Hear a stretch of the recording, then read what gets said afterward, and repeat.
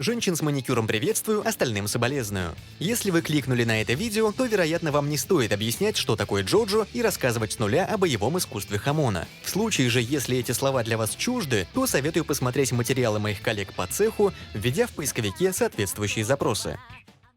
Хамон и стенды. В первую очередь хочется поговорить про взаимоотношения стендов и Хамона во вселенной Джоджо. Многие считают, что стенды никак не связаны с Хамоном, но на самом деле это совсем не так. Джаджониум – переиздание первых 3 частей Джоджо в новом формате печати, в конце каждого из которых Араки делился своими комментариями. В 9-м томе главной темой обсуждения стал Джозеф Джостер и его Хермит Пёрпл. В комментариях к тому Араки рассказал, что с самого начала хотел сделать визуальное отображение сверхъестественных сил, что и стало основой для создания стендов. Когда Джозеф появился в 3-й части, Араки стал думать, как бы выглядел Хамон в виде стенда, по итогу и создав Хермит Пёрпл. На то, что Хермит Пёрпл не уникальный стенд Джозефа, нам намекали еще в 3-й части, когда Дио использовал такую же способность, чтобы узнавать о передвижении Джостеров. Позже, в примечании к артбуку Джоджо A Go Go, Араки напишет, что вместе со владением The World Дио также пробудил в теле Джонатана стенд, сродный с Хермит Пёрпл. Хамон, подобно достойности для владения стендом, передается по наследству, но в отличие от стендов, без постоянных тренировок с каждым поколением угасает. Если у Холли, родной дочери Джозефа, был зеленый аналог Хермит Пёрпл, что может говорить о ее слабом Хамоне, то у Джотера, сына Холли, совершенно иной стенд, никак не связанный с Хермит Пёрпл. Помимо того, что Хамон заранее определяет ваш стенд, он также может его пробудить. В 10-й экстра главе «Стенды из Steel Ball Run» упоминается, что Хамон и Спин – способности, являющиеся шагом на пути к овладению стендом. Но как именно Хамон дарует стенд? Со Спином все понятнее. Владелец должен развить его до золотого вращения и получает стенд. В случае Хамона, скорее всего, нет какой-то границы развития, которую нужно пересечь, ведь даже у Джозефа, известного своим слабым Хамоном, был стенд.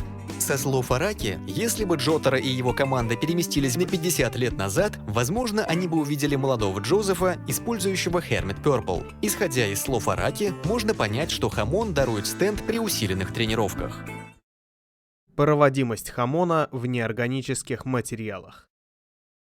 Ну и под конец, думаю, стоит упомянуть момент, показанный нам при первом появлении Хамона в серии. Речь идет о фрагменте, где Уильям Цеппеле, используя Хамон, разбил камень, оставив лягушку невредимой. Чуть дальше в аниме следует сцена, в которой Уильяму требуется разбить уже металлическую дверь, чтобы спасти Джонатана. Но у него ничего не выходит, так как Хамон не предназначен для разрушения. Многие приводят это в пример, как один из случаев Араки забыл. Но на самом деле это имеет вполне логическое объяснение. Как нам известно, Хамон дает преимущество не только против вампиров, но еще и усиливает физические показатели владельца. Он также имеет множество вариаций, предназначенных для разных случаев боя. Одной из таких вариаций и является Сэнда Хамон, использующийся Уильямом в сцене с лягушкой. Отличие этой техники от остальных заключается в том, что она предназначена не для прямого поражения противника, а для проведения импульса удара через промежуточную преграду и уже последующей капитуляции врага. В этой сцене Уильям провел импульс от усиленного Хамоном удара через лягушку, сломав камень.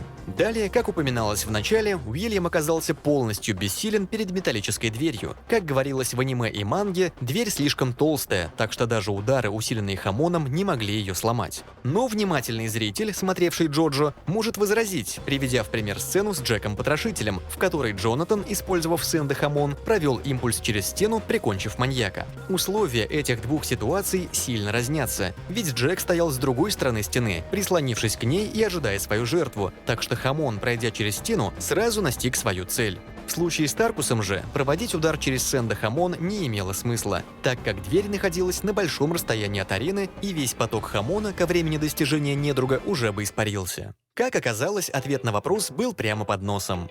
Надеюсь, вы узнали что-то новое из этого видео. Все нужные источники будут в описании. А если вам кажется, что я что-то упустил или где-то ошибся, то напишите об этом в комментариях. Всем спокойной ночи и теплого молока. Пока!